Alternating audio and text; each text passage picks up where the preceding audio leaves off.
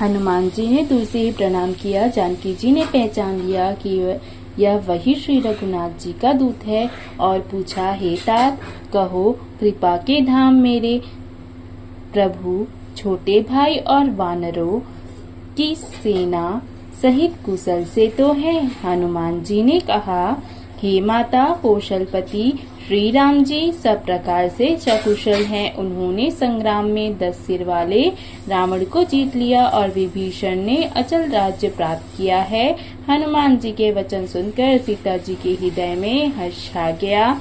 श्री जानकी जी के हृदय में अत्यंत हर्ष हुआ। उनका शरीर पुलकित हो गया और नेत्रों में आनंद आश्रुओं का जल छा गया। वे बार बार कहती हैं, हे हनुमान, मैं तुझे क्या दूं?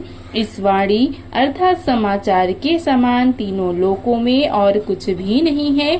हनुमान जी ने कहा, हे माता सुनिए, मैंने आज निसंदेह सारे जगत का राज्य पा लिया। जो मैं रण में शत्रु सेना को जीतकर भाई सहित निर्विकार श्री राम जी को देख रहा हूँ। हे पुत्र सुन, समस्त सद्गुण तेरे हृदय में बसे और हे हनुमान, शेष अर्थात लक्ष्मण जी सहित कौशलपति प्रभु सदा तुझ पर प्रसन्न रहे। हे तात, अब तुम वही उपाय करो जिससे मैं इन नेत्रों से प्रभु के कोमल श्याम शरीर के दर्शन करूं।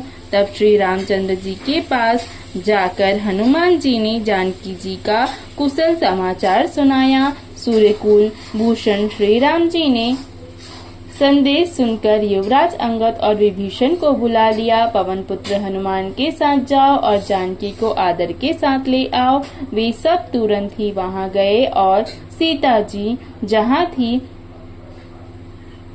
वहां गए। सबकी सब राक्षसियां नम्रता पूर्वक उनकी सेवा कर रही थी। विभीषण जी ने शीघ्र ही उन लोगों को समझा दिया। उन्होंने बहुत प्रकार से सीता जी को स्नान कराया, बहुत प्रकार के गहने पहनाए और फिर वे एक दूसरी सुंदर पालकी सजा कर ले आए। सीता जी प्रसन्न होकर सुख के धाम प्रियतम श्री राम जी का स्मरण करके उस पर हर्ष के साथ चढ़ी। चारों ओर हाथों में छड़ी लिए हुए रक्षक चले।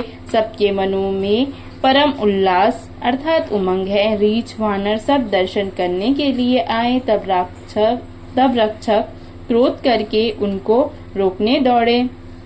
श्री रघुवीर ने कहा, हे मित्र, मेरा कहना मानो और सीता जी को पैदल ले जाओ जिससे वानर उसको माता की तरह देखे। गोसाई श्री रामचंद्र जी ने हंसकर ऐसा कहा। प्रभु के वचन सुनकर रीछ वानर हर्षित हो गए। आकाश से देवताओं ने बहुत से फूल बरसाए।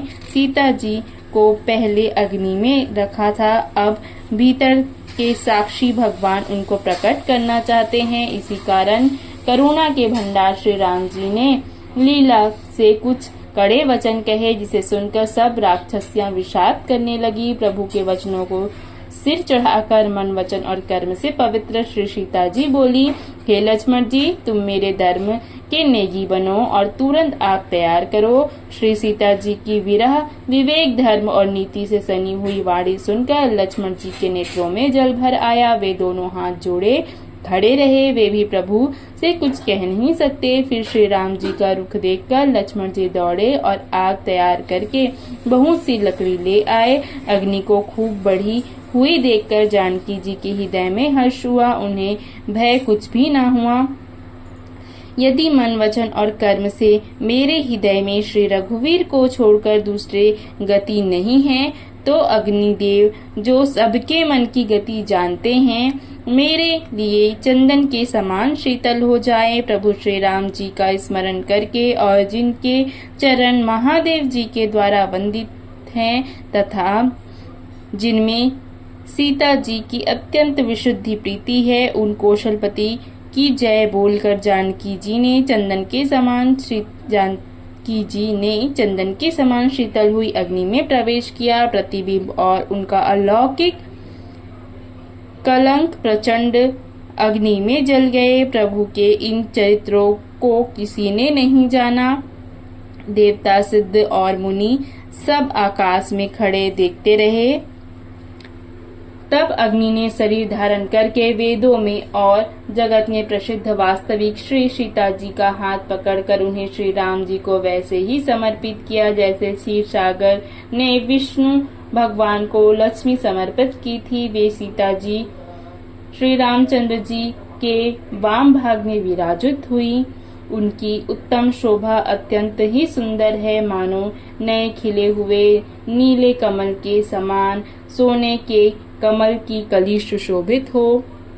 देवता हर्षित होकर फूल बरसाने लगे, आकाश में डंके बजने लगे, किन्नर गाने लगे, विमानों पर चढ़ी अप्सराएं नाचने लगी। श्री जानकी जी सहित प्रभु श्री रामचंद्र जी की अपरिमित और अपार शोभा देखकर रीछ वानर हर्षित हो गए और सुख के साथ श्री रघुनाथ जी की जय बोलने लगी। तब श्री रघुनाथ जी की आज्ञा पाकर इंद्र का सारथी मातली चरणों में सिर झुकाकर चला गया। तदंतर सदा के स्वार्थी देवता आए, वे ऐसे वचन कह रहे हैं मानो बड़े परमार्थी हैं।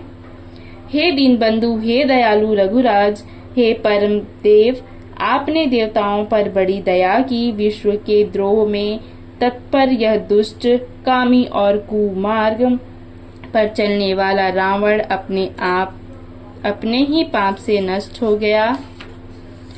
आप समरूप ब्रह्म अविनाशी नित्य एक रस स्वभाव से ही उदासीन अर्थात शत्रु मित्र भाव रहित अखंड निर्गुण अर्थात मायिक गुणों से रहित अजन्म निष्पाप निर्विकार अजय अमोघ शक्ति अर्थात जिनकी शक्ति कभी व्यर्थ नहीं होती और दयामय है।